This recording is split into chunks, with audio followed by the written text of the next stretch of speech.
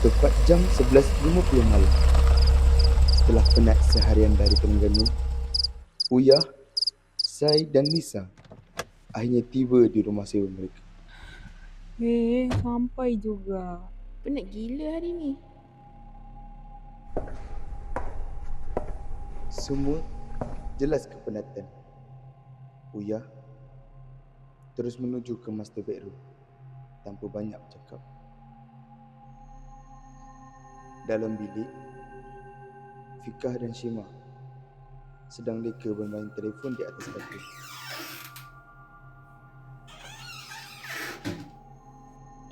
Lewatnya sampai. Penatnya muka Uyah. Letih lah Uyah hari ni. Sama etek dulu lah. Selepas mandi, Uyah kembali ke bilik untuk qada solat maghrib dan menunaikan solat isyak. Manakala Shima dan Fikah pergi ke dapur untuk makan. Shima nak masak Maggi lah. Lapar ni.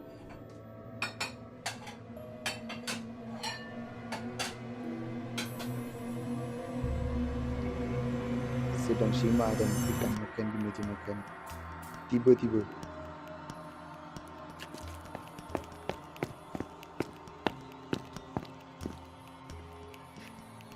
Lekmu. Kenapa? Kenapa? Uyah nampak benda. Cuma itu ikat nak atas katil. rupanya tingkap di dalam bilik sedikit terbuka. Tak apa. Uyah penat tu. Oh ya, ni sambung solat dekat meja makan ni. Jangan duduk seorang dalam bilik. Mata Uyah mula berkaca, tangannya menggigil ketakutan.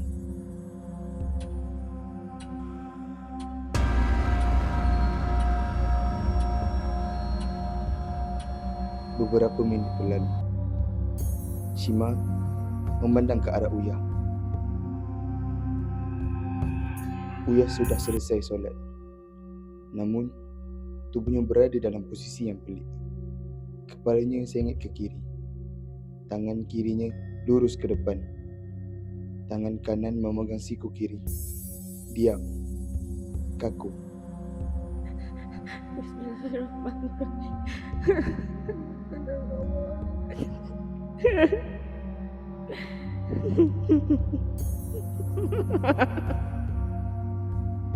Ya.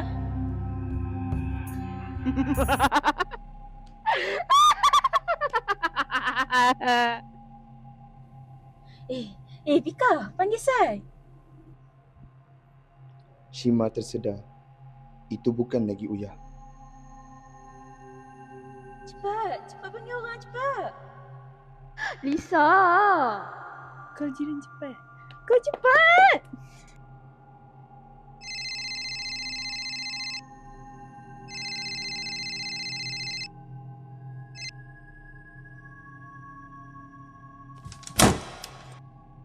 Tidak lama kemudian, Ajmal dan beberapa lelaki tiba untuk membantu. Kenapa ni? Korang jangan gelabah. Ajmal mula membaca ayat-ayat suci Al-Quran di sisi kepala Uyah.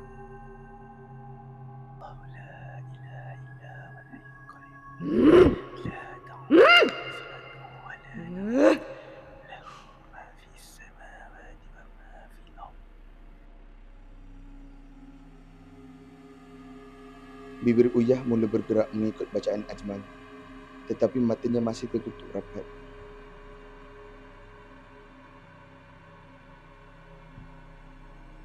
Keadaan mula tenang. Sehinggalah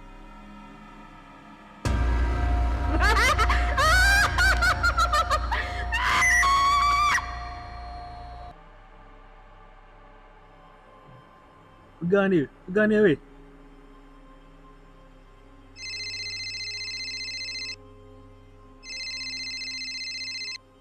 Hello, Assalamualaikum. Ada nombor Ustaz tak? Kenapa?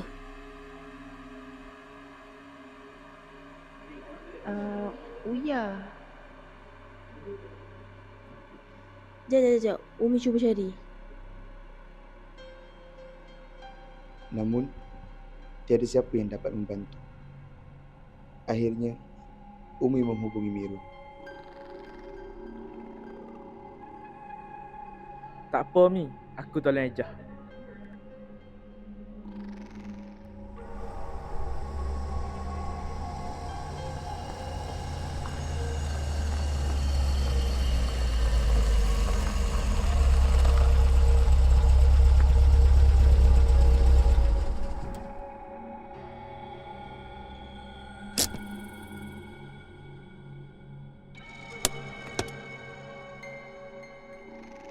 Setelah menunggu hampir 1 jam, 2 buah kereta tiba di pekarangan rumah. Miru datang bersama beberapa rakannya dan seorang lelaki tua yang dikenali sebagai Pakcik Yahya. Siapa hak lemah, hak uzur, hak bagi boleh, pergi luar rumah dulu. Tinggal 2-3 orang je hak jadi saksi. Pakcik Yahya mula membaca ayat-ayat suci Al-Quran.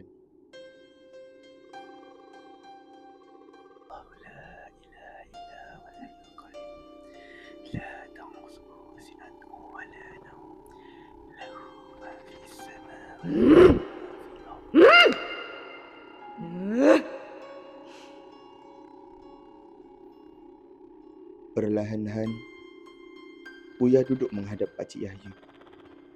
Apa mu masuk dalam badan budak ni?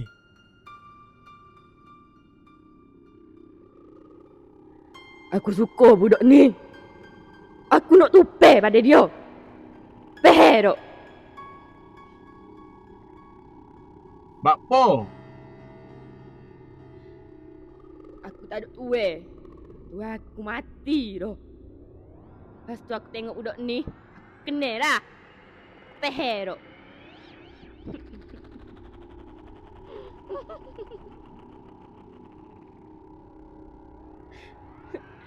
Dulu tuai aku semua bagi aku kulit kuning, air seko. Tapi dia buai aku.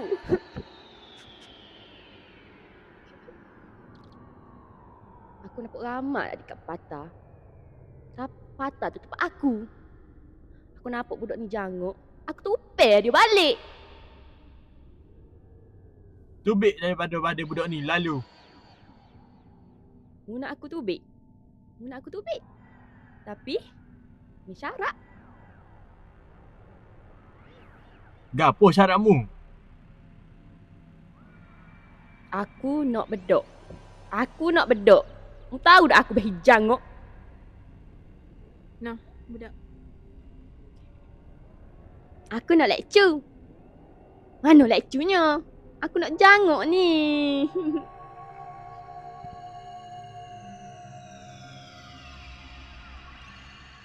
Saya memandang sesiapa sendiri dengan wajah tegang sebelum mengambil gincu.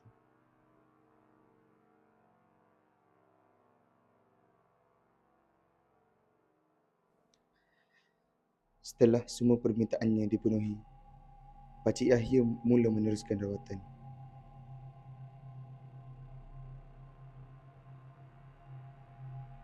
Sakit. Sakit. Ben, aku sakit.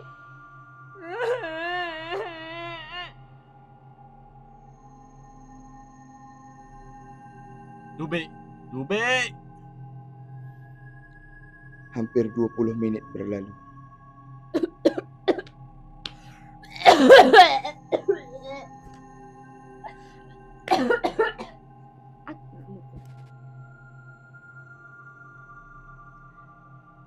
Akhirnya Uya rebah lemah dan tersedar.